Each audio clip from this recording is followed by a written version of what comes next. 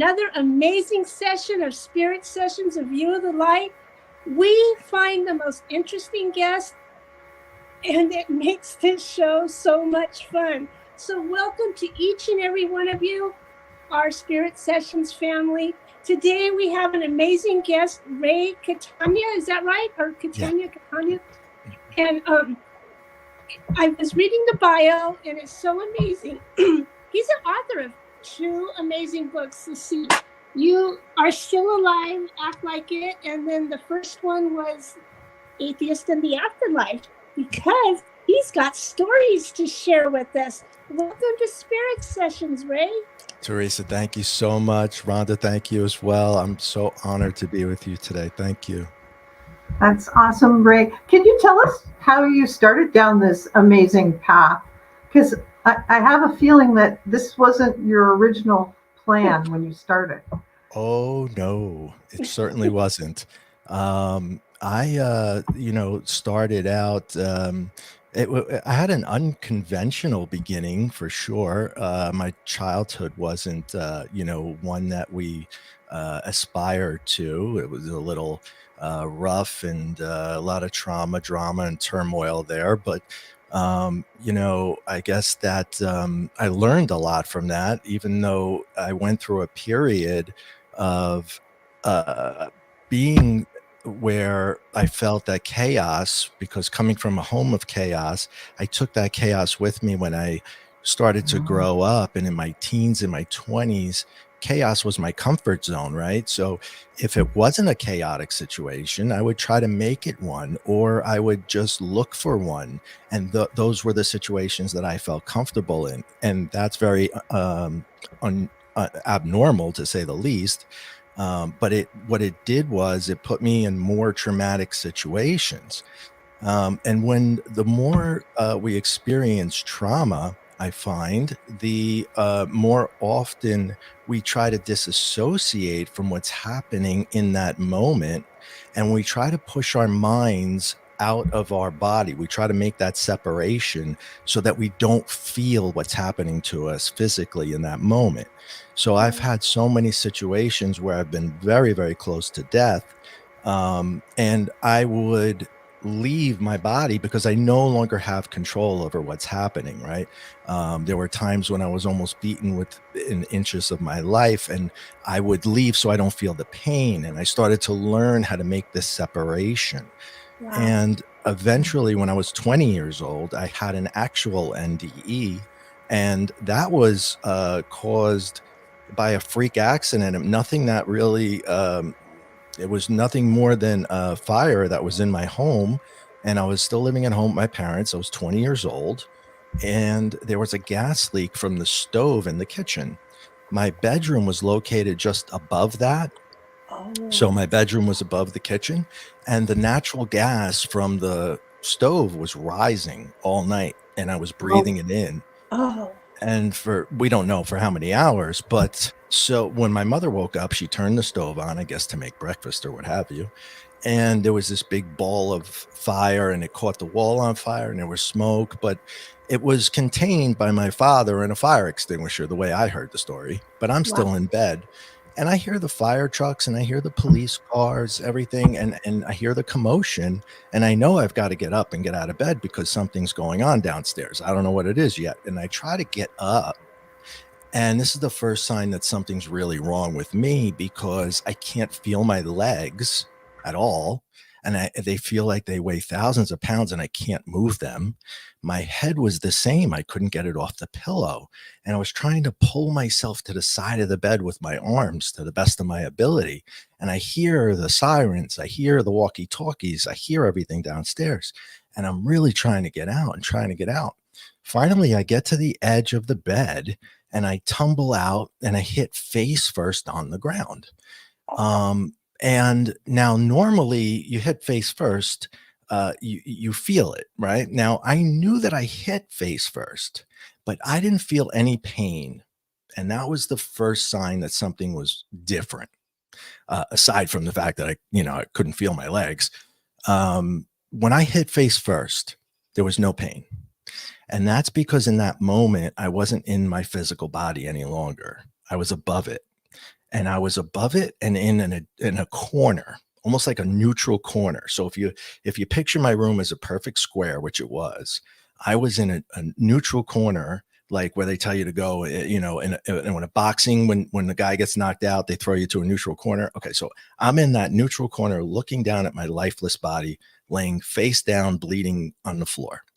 And Wow. this doesn't scare me at all because I actually felt great. I mean, like the feeling was confusing, but it was very, very euphoric. And there's Wow. across from me and right adjacent on the other side of the room, so corner to corner, from that corner shining down on me is a huge cone-shaped white light. And this light is not just a light. This light is love, painlessness, euphoria, every beautiful emotion you could possibly imagine is within this light. And my energy, which is all that's left of me at this point, is commingling with the light. And the feeling is amazing. I mean, it's just, there's really no words to describe how good this feels. And I wanted to go further into the light. And so I did. I started to go in. And there was a being at the end of the light who was assuring me that it was okay to come into the light. He or she said, it's okay, Ray, come into the light. It's okay. And so I proceeded in, excuse me. And the further I got in, sorry, the further I got in, the more the euphoria would increase.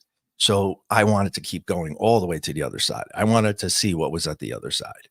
And I proceeded to go. And this is what interrupts me, is that my father kicks the door in, races over to my lifeless body, picks me up, and starts screaming for the paramedics. And he's crying and he's distraught. And he's like, my son, help my son. Now, to be honest, you know, my father and I didn't have a great relationship. You know, it was part of that. He was part of that chaos. You know, he had a lot to do with that chaos. So to see him loving me like that really touched me. You know, like he never showed that kind of emotions toward me. I didn't know he had them. So when I saw that, I wanted that. I wanted to go back so I could have that. And I more or less asked if I could. I asked the being, I said, you know, I can't leave him like that. Can I go back? I made it about him, like I'm negotiating or something, right? But at the end of the day, I'm asking if I can go back. And I do go back. But when I wake up, I'm not in his arms anymore. I'm on the floor, and I'm in the living room now, which is the first floor. And the paramedics are on top of me, you know, with their tools and, you know, trying to resuscitate me. And I'm like, guys, I'm fine. You know, get off me. What are you doing? And I'm trying to get my bearings, right? And I was like, I feel great. You don't have to do whatever it is you're doing. You stop. I'm telling them to stop. And they're like, son, you're not okay. You're seriously not okay. And I'm like, I think I am, because I feel great. And I said, did you see the light? Did you hear the voice? And they're looking at each other like, okay, this guy's nuts, right? And I shut up because I don't want to wind up in the wrong hospital that I can't get out of, right? So I just let them do their thing, and they take me to the hospital. I'm released the next day, and I'm trying to make sense of what just happened. I chose to rebel against my parents' religion, which was Catholicism, because of the chaos I came out of. So I had no belief in anything up until this point. And even after I had the NDE, I knew it was this beautiful, amazing experience, but I didn't know it was an NDE. I'm 20. We don't have computers yet. There are no cell phones yet. There's no place for me to take this information and say, hey, has anyone else ever experienced anything like this? When I said it to my mother, she told me I was crazy. So everybody I tell, I'm crazy. So I have to now put this away into the crazy box. And this is how I do it. I say, well, okay, the white light was probably the sun. The sun was coming through the window. It was shining on me. And I inhaled so much gas that I was hallucinating the being and everything else. And so I justify it away to myself, and I accept it as not real, and I put it away, and it's easier for me to do that, and I remain the atheist that I decided to be. So now, but here's what happens. In my 20s, I start to go through a series of events that being shows up again. Oh, And he's always there at a time when I am about to be killed, or I am in crosshairs where I could die. And remember, I'm putting myself there. So I worked for shady characters. I worked for bad people. There were shootouts right in front of me. There were times when I had to get out of a situation. And I remember one in particular. I was hiding. I was under a bar. We were in a nightclub. It was after hours. And I hear pop, pop, pop, pop, pop, pop. I know what guns sound like. I'm under the bar, and the being says, side door, side door, side door. And I'm like, I can't get to the side door. I don't know who's talking to me, but I'm just like, I can't get to the side door. I'm like paralyzed with fear. And eventually I just take the advice because I have no other way to go. So I make a run for this side door. I know I'm going to be seen by the shooter or shooters, but I get through it. And then there's another long corridor I have to run down. It's like 40, 45 feet before I get to the next door, which is a fire exit. And I get outside. And obviously I made it. And don't you know, the really strange part, if all of that's not strange, the really strange part is I parked my car right outside that door. And I've never in 7 years parked my car there. I have my own parking spot, and it's on the other side of the building, but I chose not to use it. I chose to put it there. Why? Oh. Right? So I get in the car, and I remember dropping I'm shaking. I'm trying to get the keys in, and I'm shaking, and I'm dropping. And then I just drove, and I got away. But here's this being again, making his presence known, telling me how to get out of the situation. And there's numerous stories like this in the book. I think there's like 8 and 4 in each book or something like that, where he shows up right at the time of my death when I am doomed and gets me out of it. And I don't know why. I don't know. I'm not special. I'm not chosen. I'm not any different than anybody else. I think that the only difference is that when I was young, because I isolated myself and to get away from everything that was happening in my house, I would hide for hours and I would stare at nothing but a wall. And sort of meditation. Exactly. It was like 6 hours of meditation every day until my parents would go to sleep, and then I could come out. Otherwise, I would not come out. So do you think this was like your guardian angel? Like, I think everyone has one, whether we know it or not. Yeah, I call him my guide, but yeah, how you could call him an angel, a guide. We're all using different terminologies, but it's the same thing. Yeah, that's this person, or not a person anymore. In fact, I don't see him as a him or a her. I just see lines. I just see energy. Yeah. That's how I see him. That's the best way. Yeah. And I think, that's a pretty big differential in the 4th realm and the 5th realm. And I'm just using that terminology, assuming that this one we're going to call the 3rd because others have called it the 3rd. Right. And I have seen, well, I'll give you a little more to the story. So after the NDE, I move out of my house. Then I get my own apartment for the first time, maybe 21, 22 years old. And I'm all excited. This is going to be great. And, we're going to have parties all the time and girls, and it's going to be awesome. None of that ever happened. From the second I moved into this place, it was like it was filled with people, and there was no one there but me.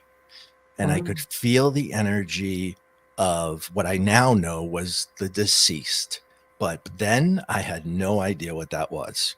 And it was filled. So imagine a guy who can see energy as a kid, right? Because I was doing this 6-hour a day meditation like yogis do in the East, right? and I cross over because I have an NDE and I come back, I'm a direct portal. Like they're just whoosh, right through me and hanging around me. And I don't know what I'm seeing and what's happening, but I can feel the room. Like I can feel energies. I can feel emotions. I can feel like I'm being looked at. And I see lines crossing the room, and I see, like, I would turn around like there's somebody behind me and there's nobody there. Right. And this led to, I couldn't sleep. This led to the worst case of insomnia I've ever experienced. And I had a 1-year lease there and I could not sleep. So I started using drugs and alcohol, massive amounts of drugs and alcohol to go to sleep. To dumb you down. And eventually became dependent upon those things. So 10 months into the lease, I can't take it anymore. I mean, it's bad. The TV goes on and off. The phone would be disconnected every time I tried to make a call. And these are landlines, not even cell phones yet. So anything electrical, they would just mess with. And I remember I would call the maintenance guy. Can you please look at this, look at that? And he's like, kid, there's nothing wrong with your place. Don't ever call me again. You're crazy. So here it is again. I'm crazy, right? I'm back to being crazy. You tell me this enough times, I'm going to start to believe that I'm crazy. Yeah. So that's where I'm leaning towards, insanity, I think. And then I moved to another place, and I'm like, okay, this is going to be the place. This is going to be great. That place was haunted maybe or whatever. And I'm using, haunted. I'm an atheist. I'm talking about haunting. That doesn't even make sense. But I move into the next place and it happens there too. Right. So I start to realize the houses aren't haunted, Ray's haunted. And I equate that to being insane at this moment in time.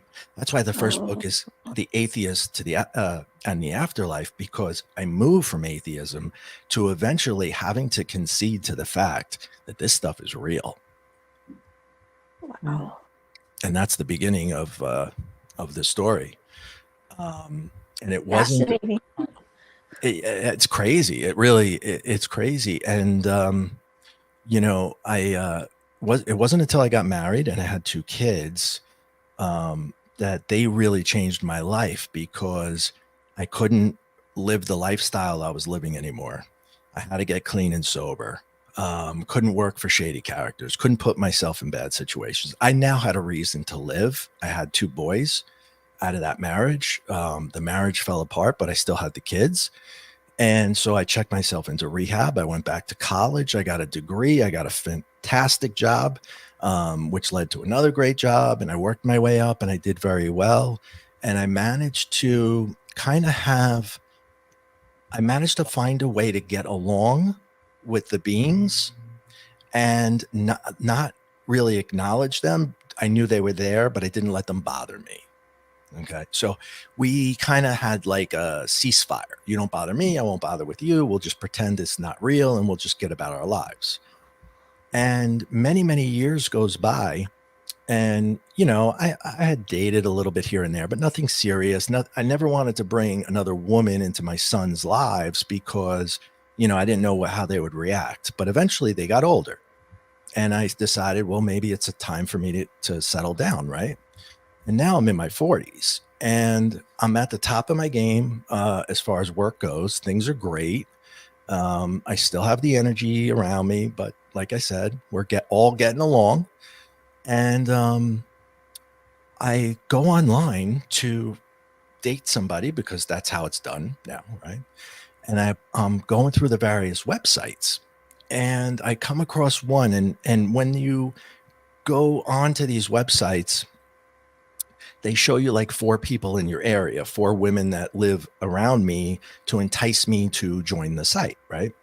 So when I got to one of those sites, there was 4 examples, quote unquote, and one of them just stood out. I mean, I looked at her and I said, that's her. Oh my God, that's my wife. That's my wife. And I knew right then and there that we knew each other. Like I've never seen her before physically that I know of, but I feel like I know her, right? It's a very strange feeling. And so I joined the site, I email her and I send 1 email. That's it. And I tell her this and I'm like, so you don't know me. My name is Ray, but I'd like to introduce myself because you're my wife and you just don't know it yet. And so would you like to get married? And she thinks I'm completely nuts, right? And emails me back. Right? It's my pickup line. And she just thought I was out of my mind and hysterical, and so she got back. I actually, in the first book, I copied and pasted the way I actually said it, which was a little longer and a little more funny. And she's like, "You're absolutely hysterical. Who the heck are you?" And we got together. We are married to this day. I was right. She is my soulmate. There's no question about it. But it was when we first started dating that things get weird again, because up until then I can see the energy, but it's just lines, like I said, and I could feel it. But when I meet her, after a couple of months of dating, this new thing happens where a movie screen, what I call it, opens up in my mind, in my third eye, right here. It's like in my mind, this movie screen opens up, and what's playing on the screen is talking to me. And in this very first case, it's a man.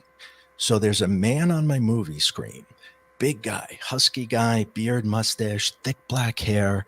And he says the same sentence over and over.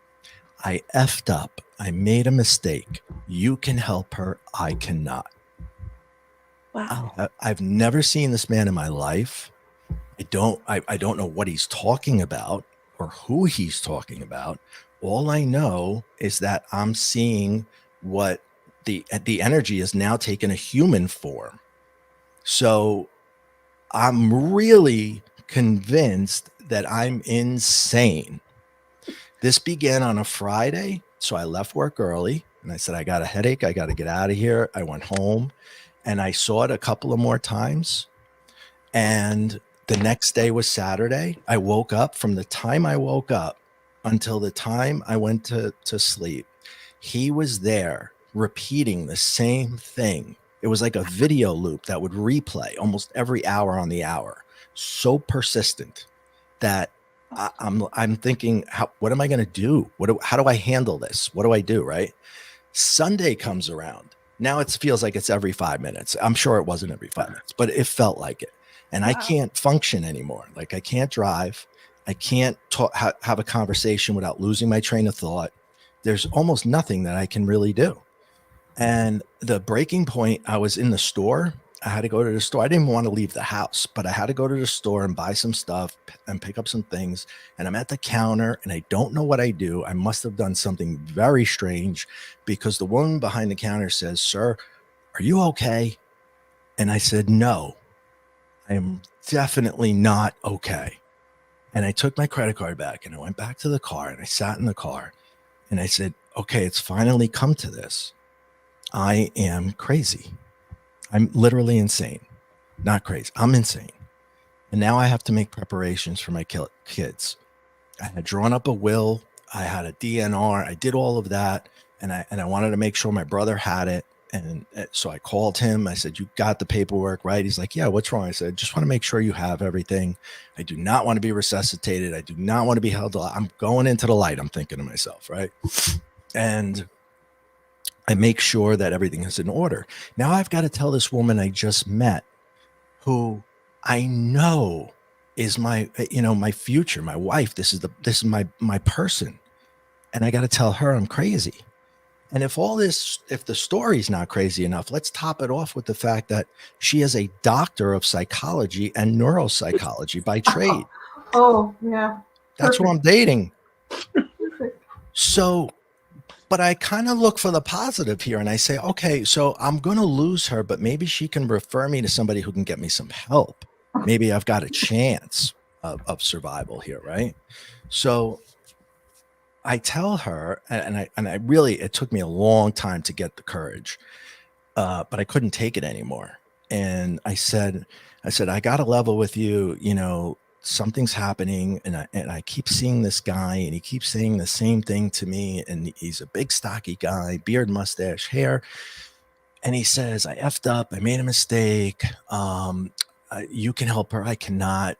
I don't know who he is or where or what it is." And she goes, "Oh my God, it sounds like my dad."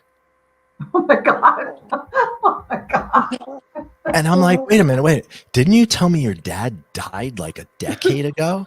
And she's like, yeah, he's dead. And I'm like, now I'm thinking, she's crazy. I need to get the hell out of there. Check, please. Let's go. You're nuts. You need help, lady. And she's like, no, really, relax. She goes, I've been to mediums. And I said, what the hell's a medium? And she goes, okay, let me try to explain this. I'm still gripping onto atheism to the best of my ability, right? So I'm trying to reject all of this. And she says, here's the thing. I've been to many mediums. My dad always comes through exactly the way you're saying. He's very, very, very strong. They all tell me the same thing. He will be persistent. He will be there. He will not stop talking, blah, blah, blah, blah, blah. And I said, but the guy I see has a beard, a mustache, the thick hair. He's a stocky guy, a big dude. The picture I saw of your dad, which you have on the mantle, is not the same guy I'm seeing. And she's like, hold on. She goes into her phone. She's, that's an old picture you saw. Let me show you what he looked like before he died. And she shows me the photo. He said, you know that guy. I mean, just my whole body just stopped. Like my heart was in my stomach. I had chills from head to toe. And I was like, you know him? That's my dad, silly. And so you're telling me that your dead dad is talking to me right now? And you're the psychologist? So she says, listen, she goes, thank God she was like that. This is how I know she was my soulmate, right? Because she was actually open to what other people would have run away from. And she says, there's a medium that's I was going to book an appointment with because she's going to be in town next week for 2 weeks only. You and I will go together. And you can tell her what you're experiencing. And you guys can like talk it out and you can see, what's going on. And I said, that sounds like a great idea. Thank you so much. I was like so relieved. And the minute I told her this, the guy was gone. He left me alone. Right? Because what I didn't know yet is that if you deliver the message, they go away. Yeah. I didn't know that though. So he's gone. I feel relieved. She's in acceptance of me being crazy, which is great. And okay, what have I got to lose? Let's meet with the medium. So I go in to meet with her and I say, hi, my name's Ray. She says, hi, what can I do for you, Ray? And I said, well, I'm completely insane. I see people that aren't really there. And she goes, ha, ha, ha, have a seat. So do I. and I say, and I start to explain what I see and how I see it. And, I feel the vibrations and sometimes I see the shooting lines or the squigglies out of my eyes. And I feel like there's somebody looking at me. And then this movie screen opens up. It's like I'm in my mind, a movie screen. And she's like, stop. And I was like, what? She goes, that's exactly the way I see it too. And I was like, really? And then it was like a huge weight was lifted off my shoulders. But now, no brain tumor. I'm a what is this medium thing that I am now, right? Like, is that what I am? And if so, what are my obligations with that? What do I have to do with that, right? So she's like, she takes me under her wing for the first year, and she really saved my life because she taught me how to turn it on, turn it off, address it or don't address it, So this was a really, really big moment, big turning point. Now I'm starting to turn the corner to believing that these things that have happened in my past are real and they're not all in my head. And, this is the first time I'm meeting with somebody who actually understands me. And no one, everybody, my whole life, I'm crazy. You're crazy. You're crazy. That's it. That's all I've ever heard. And you know what she said to me in confidence? She was like, my parents had me committed because they thought I was schizophrenic. I wonder how many people are like that. Hey, Teresa? Yeah, that's what we said. That happens. Yeah, I've had all those diagnoses. Yeah, it's right? true. Yeah. And I thought that too. How many people are actually in that situation right now? I just hugged her. I was like, I was like a child. I was just weeping, like the first person. I'm approaching 50, and I've just met the first person who can validate what I am. And I was with her for one year, like I said, and then a year of being with her completely changed my life. And the following year, what I forgot to mention is that was around my birthday that I met with her. And then a year later, it's my birthday again. And my wife says to me, she goes, why don't we go away for your birthday and celebrate your birthday? And I said, okay. She goes, where do you want to go? You want to go like Bahamas? You want to go here? You want to go there? And I was like, I just want to go to the middle of the forest where there's a lot of trees. And I want to sit in the middle of the trees and I want to meditate. I don't want any people. I don't want anything. Give me an outhouse. That's all I need. And she's like, really? And I'm like, yeah, that's it. Now I just want, my view of the world has completely changed. I see things differerly. I'm attracted to trees. I've become a tree hugger, so to speak, right? Literally, like I touch the trees. Like I don't even want to tell you my relationship with trees. Yep. I cannot see a tree cut down. It will really bother me. I feel like I'm watching a person being killed. No, I'd rather not. I'm sorry. Yeah. So that's what we do. And we get a cabin in the middle of nowhere and we're just meditating the whole time. And while we're there, she goes into her bag and she took out old illustration. Someone had drawn a picture of her dad and she showed it to me. And I was like, oh my God, that's your dad. And she goes, I know. And I said, but no, you don't understand. That's the way I see him. Like exactly. That's the expression. That's the look on his face. That's the same shirt he always has on. Wow. And she said, well, a medium drew this. And I said, what do you mean? She goes, he's a medium who's a spirit artist. That's the word I'm looking for. Awesome. And the shirt was very distinctive. And here's why. The guy was worked in construction. He had his own business where he built houses. He was very successful. But he would always be a t-shirt, jeans, work boots kind of guy. You would never see him in a dress shirt. I saw him in the dress shirt. He had like 2 dress shirts and he would break them out at Christmas and Thanksgiving. So it was a joke. That was his Christmas shirt. So I saw him in his Christmas shirt. This other medium saw him in his Christmas shirt. So, and it was very distinctive for the era in which he wore it because it was the 90s and there was a particular style shirt that men had. And so I was like, I got to meet this guy. I have to find this guy who sees him exactly the way I see him. And so we looked him up on the internet and his website pops up. And it says in big letters on his website, now accepting applications for a 2-year mentorship program with Medium Joe. Wait, gets better. The deadline to apply is February 15th. That's my birthday. Oh, wow. Oh. So again, it's like divine intervention. It's coming into play. I have to. She's like, are you going to apply? And I said, yeah. I said, I'm doing it right now.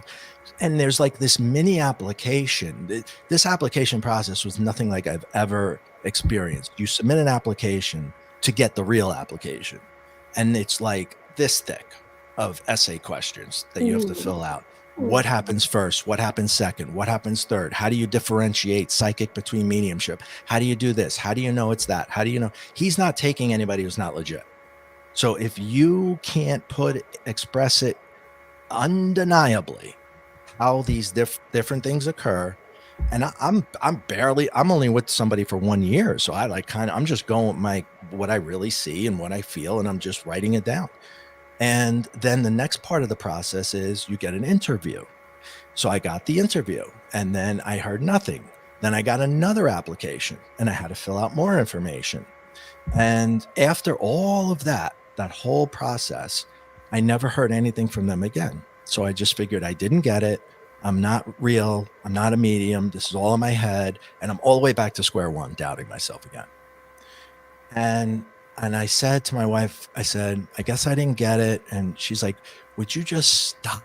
doubting yourself. And I was like, okay, fine. And so I called his assistant just to validate and find out that I did not get it. And I said, I guess I didn't get it. And she's like, oh, no. We didn't make any decisions yet. She's like, we were overwhelmed with applicants. There were over 100 applicants. And I was like, wow, okay. Thank you for your time. And I hung up the phone.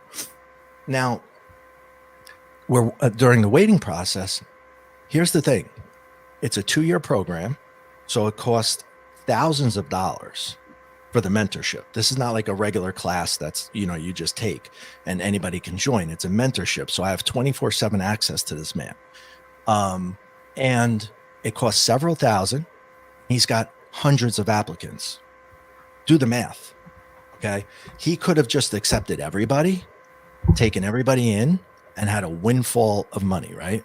This is how I knew the integrity of this man showed me that I was going to be with him forever. I eventually did make the cut.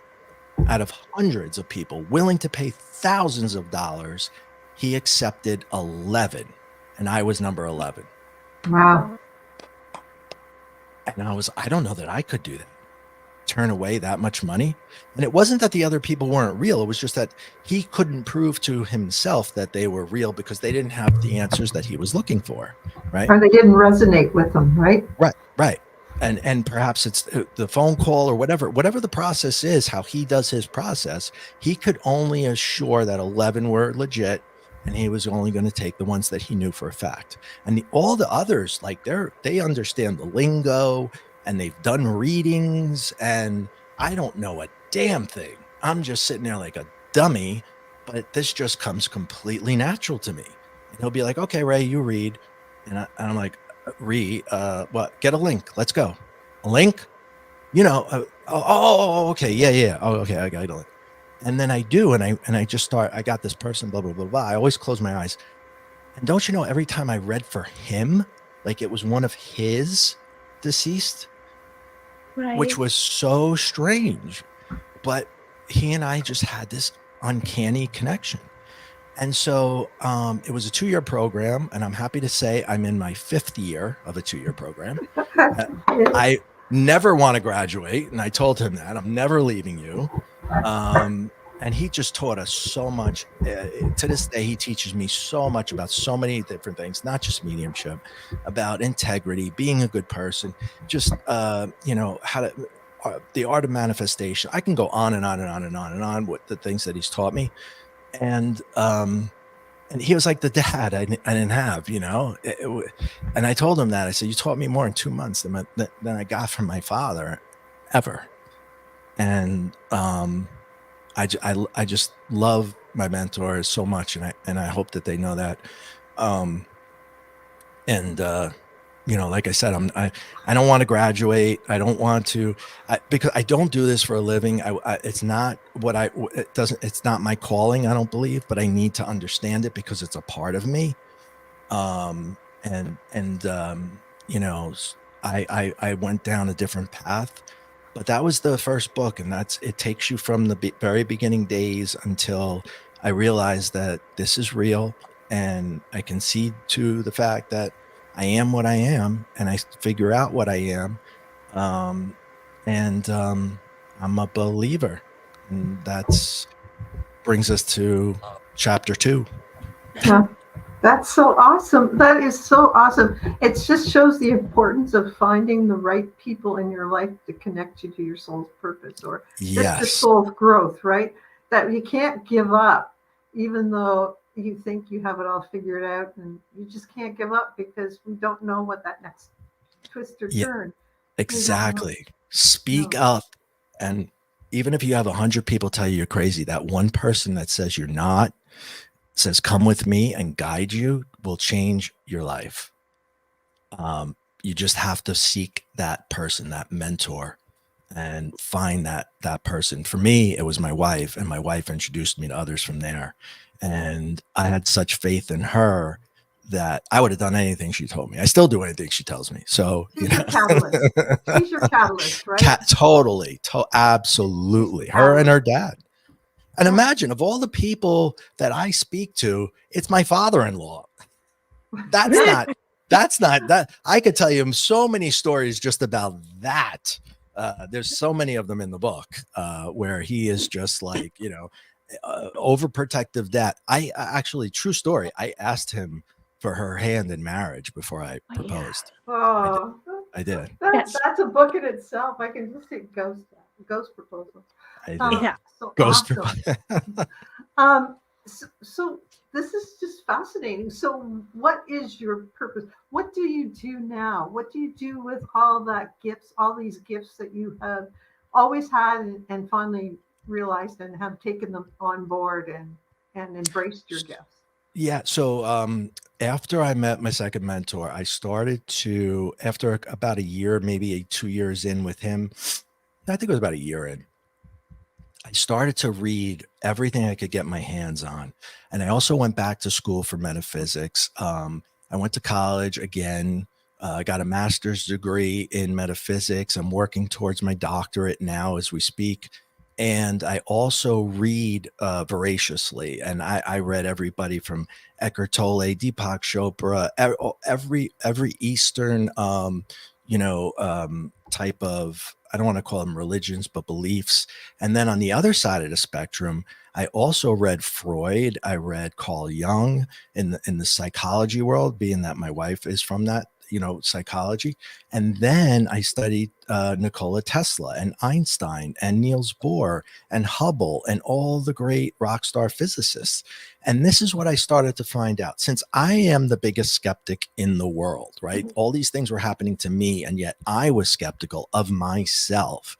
I had to put something together where I could take science and spirituality and put them together to make them believable for anybody, just the regular person who could accept this as being real.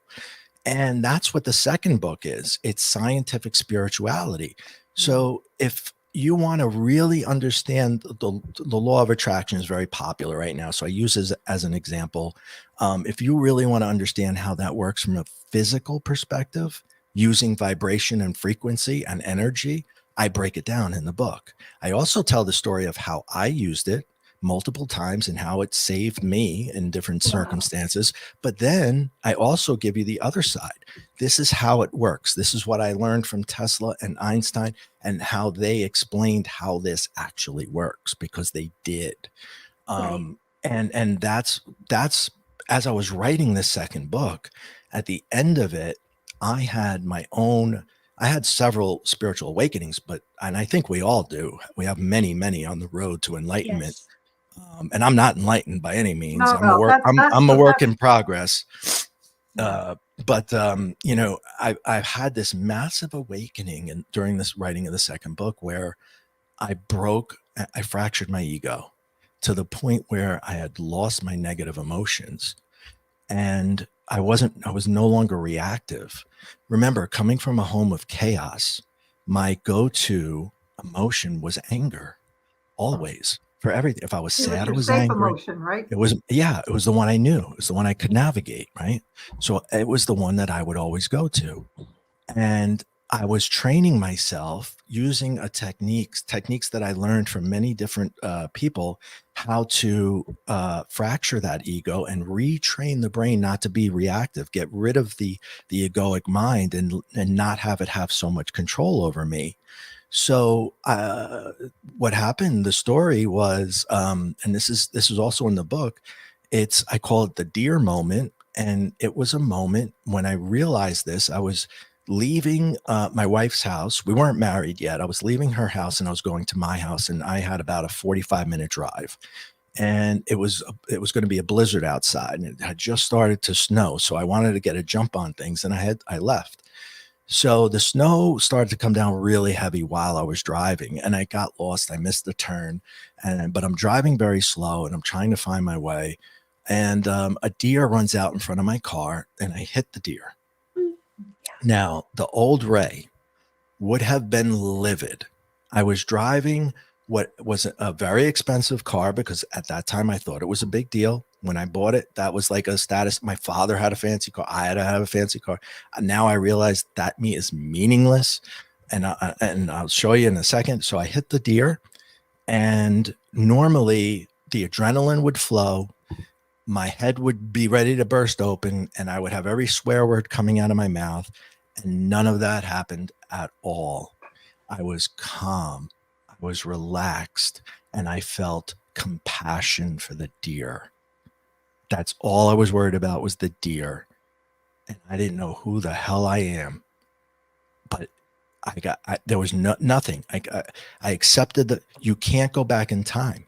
There's nothing you can do. So I got out of the car and I tried to help the deer up. And don't you know, the deer got up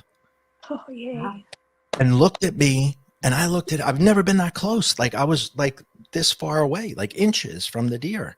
And we're looking at each other. And I said in my mind, I'm sorry. and she walked away.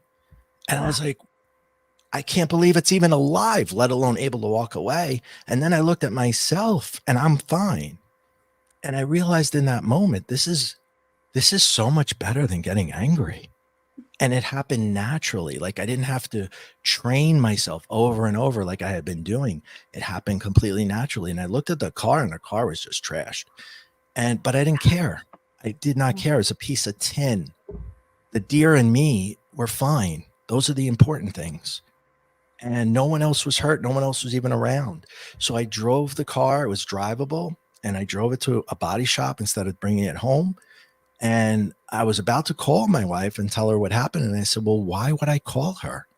To upset her? That's me dumping my stuff onto her. It might make me feel better, but it's not going to make her feel better. So I didn't tell her. And I put the car in the body shop and I Ubered home. And I got home and I went to sleep. I didn't lose any sleep. I woke up the next morning. My kid got up first and he says, Dad, somebody stole your car. Somebody stole your car. And I was like, no, it's fine. It's fine. What time is it? He's like, it's 6 o'clock, but your car's gone. Your car's gone. And I was like, don't worry about it. Don't worry about it. I had an accident. What? You had an accident? You didn't call me? Are you okay? Is everybody okay? And he's like freaking out. And I'm like, no, I didn't tell you because of this. I didn't want you to react like this. Everything is fine. He goes, what do you mean it's fine? And I tell him the story and I tell him what happened and I tell him the car's wrecked. And he's like, who are you? And what have you done with my father? Perfect. That's awesome. He's like, God, I wish you were like this when I was 5. Because he's like, approaching 20 at that time. And he doesn't even recognize me. He goes, this would have been really good. And I'm like, I'm sorry, better late than never. It's all I said, I for anything I've ever said or done, I'm sorry if I messed you up. I tried to give you everything better than my parents gave me, and I did. But I was far from perfect. And I remember, and then I later told my wife about what happened. She was the same thing. She's like, what do you mean you didn't call me? And I was like, because I don't want you to react. I don't want you to be upset. Everything is fine. The deer's fine. I'm fine. I don't know who I am anymore, but other than that, this kind of feels good. So I'm going to go with it. And I remember getting acupuncture that day, and I was telling the story to my acupuncturist, and she's crying. She's just sobbing. And I'm like, she goes, it's such a beautiful story. I said, why are you crying? She goes, it's a beautiful story. And I said, well, yeah, but I don't know who the hell I am anymore. She goes, don't worry about it. You'll figure it out. And I was like, okay. And I just went back to my acupuncture and I went back to work. And I was like floating on clouds from then on. Like nothing bothered me. Things at work, I had my employees would be like, are you okay? And I'm like, I've never been better. What do you need? Here, sure. Whatever you need. Here it is. And my life changed. And so that's what I do now is I try to help other people have that type of an awakening and get to that place so that they can experience that. And I went back and I rewrote the book. So I put it in terms that, follow the steps and hopefully you will experience what I experienced. So it's a combination of what happened to me and then how you can recreate it and make it happen for you. And I do private coaching. When are you going to put it into audiobook so I can listen to it? Okay, so yeah, the first one is on audio. The second one will be on audio I want to say a couple of weeks. It's not going to be me reading it this time, Oh, but that's too bad because you got a great voice. thank you. But if I did that, it would be more than 6 months out. And I can always redo it in the future and read it. Cause I know I like to listen to audiobooks where the author reads it too. I like that also. Sometimes. Yeah. Sometimes. Yeah. I'll work on that. Yeah. It's great. So people can get in touch with you through your website and RayCatania.com. Yeah, and all the information is attached to this video or podcast, depending on how you're watching it today. And so you offer classes, or how do you offer classes? So you can sign up on my website and just become a subscriber, so that when there's a class, you'll be notified that there's a class. And then there's also the other option of one-on-one coaching that you can also do with me as well. There's a different application for that, and everything can be found on the website. And the 2 books are available in 62 countries in all formats. The second book will be out in audio, and then everything will be available everywhere. And I thank you for allowing me to say that. That's awesome, because I just, bought it on my Audible. So I love listening to audiobooks, especially by authors. I always listen to their voice first, though. But no, that's awesome. I find that audiobooks for me, because I'm a hearing person, goes in. I see the pictures like you do, but you can feel from the author, like, especially if you're in tune with energy like you are, you get the whole picture just from that voice and from hearing it. So I promised at some point in time, I will read the second book. I really want to. It's just a time thing right now. That's so incredible. We've really enjoyed, and our audience has enjoyed your stories. You're just a great storyteller. It's awesome. Thank you so much. Just a few quick questions at the end. So when you go do your TED Talks or whatever, your Blue Talks or whichever talks you want to do, are you going to come out to your theme song? What would that be? Oh my goodness. Here's that tough question. I know that's a tough question. Oh my God. I'm at a loss with the song. It has to be, oh my gosh.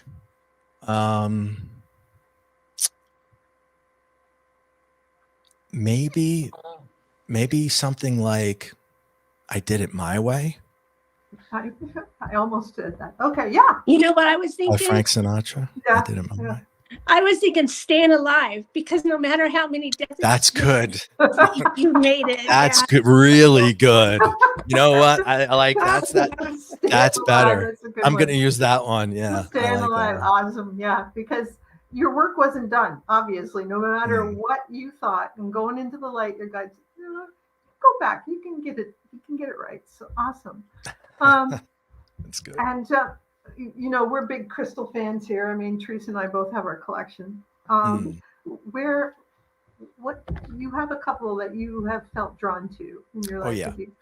Clear quartz is my favorite. It used to be obsidian because I believe that was protection, and I always felt like I needed that protection. Now I gravitate more towards clear quartz. Is by far that's my favorite at this moment in time. And there is another one that escapes me. Maybe you can tell me the name of it. It's kind of yellowish in color. It symbolizes, what did you say? Citrine? Yes. Yeah, that's it. That's a quartz. Yeah, it's a really joyful stone. It's just like abundance and joyful, and yeah. My wife has a crystal collection, and those are the 3 that I'm always. That's it right there. You got it. Yeah, yes. Your wife sounds like she was just sort of just waiting for you to come along to just like, okay. I think we both really complemented each other's lives in such a way that we'll never be the same again.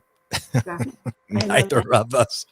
That's an awesome. I love seeing that pairing. That's just an awesome pair. And she, of course, came from the scientific psychology, but it's so interesting that she was in tune to the spiritual world and knew she was seeking that beforehand, before she met you. Did not see that coming at all. Yeah.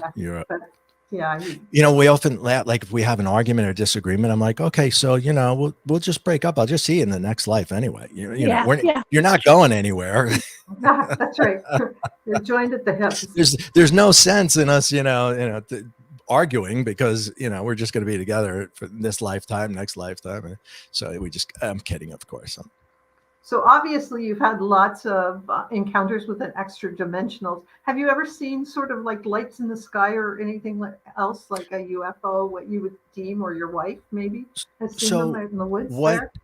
What I have seen is when I see an image of what looks like a human, I believe this to be, and this is just a hypothesis, I believe that to be in the very next realm. And then the if we call that the fourth realm, we'll call the next one the fifth. And I believe that's where my guides are. And this is where I don't see human form. I just see lines of energy, and these energetic lines can speak to me. Now, we can some people say that they are extraterrestrial, and they may not be guides. We may have that confused. I don't know. All I can tell you is that there's different planes of existence that we can communicate with if we try hard enough and we work on it. And I think that we all have different terminology, but we're, at the end of the day, we're all talking about the same thing. Yeah. We just use different words to describe it.